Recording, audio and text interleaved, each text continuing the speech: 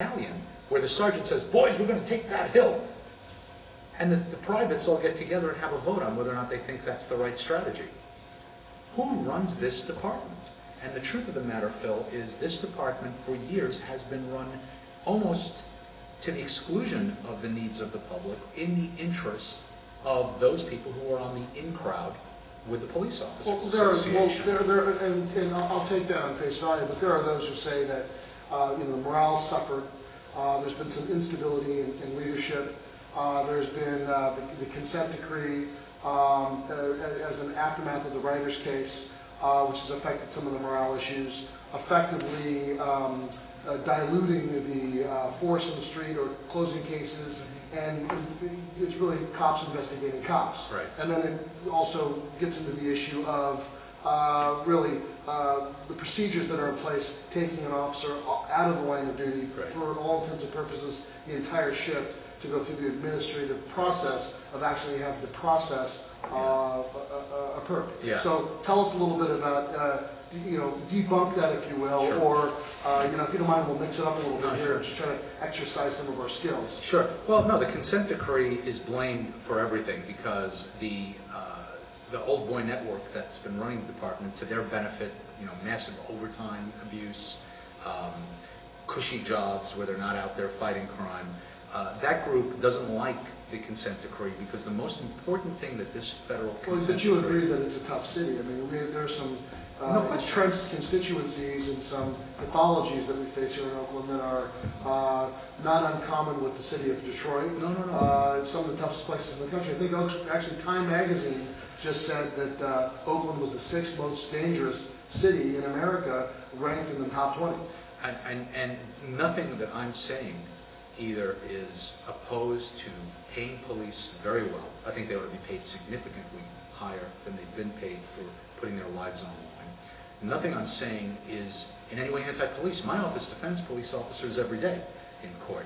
And I think the overwhelming majority of our police officers come into OPD, they're do-gooders. They're tough guy do-gooders by and large. Whether they're men or women, they're tough people, and they really want to do what's right, and they believe in honor and duty and all of the things that we believe in. The problem is who runs the department. And the reason the consent decree is always the whipping boy, and the most important and the least understood thing about the federal consent decree is that for the first time it required accountability.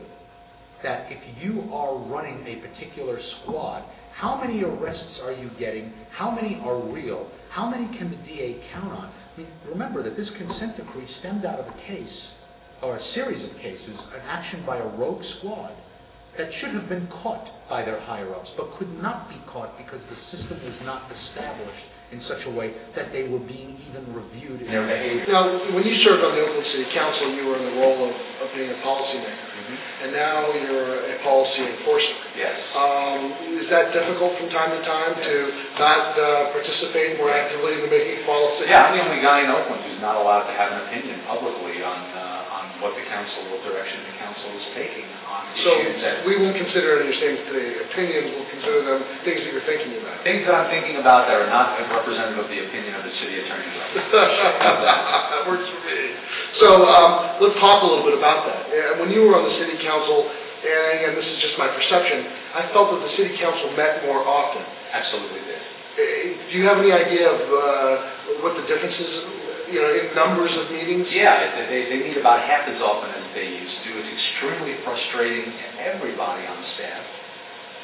I think it's very frustrating to the council members themselves. Do you think I don't think the public understands how that works. Well, I tell you how it really works. What it means is a lot more of the decisions are being made outside of the meetings.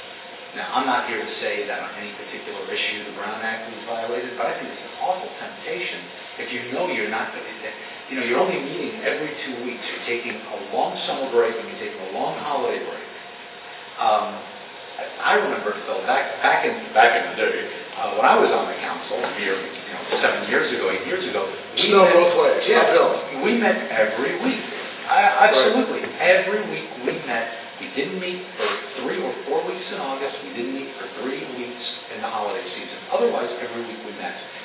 The council is now meeting every other week, and often they're not meeting if that Tuesday comes near a Monday holiday.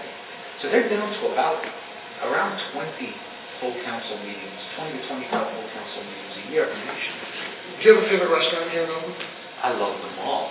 But I mean, you know, this is You're like not running for president. Well, I'm not asking you what your favorite baseball team is. I mean, this is not unlike. Because you can say the Mets. When you go to, I love the Mets. When you go to an event and they tell you, oh, you pulled a raffle ticket. You never want to do that as a politician because you make one person happy and everybody else is ticked off at you.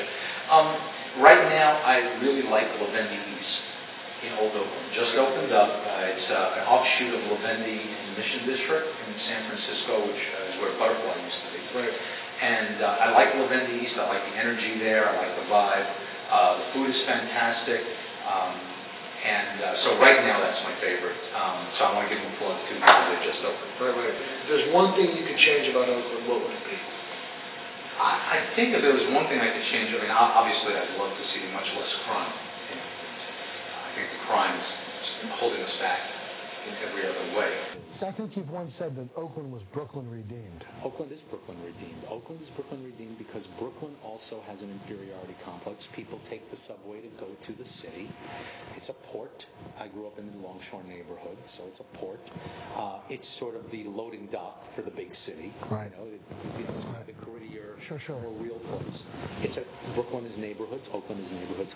But the difference is, besides the much better weather, the difference is that in Brooklyn you have every kind of person, every race, every religion, but it still is pretty enclaved.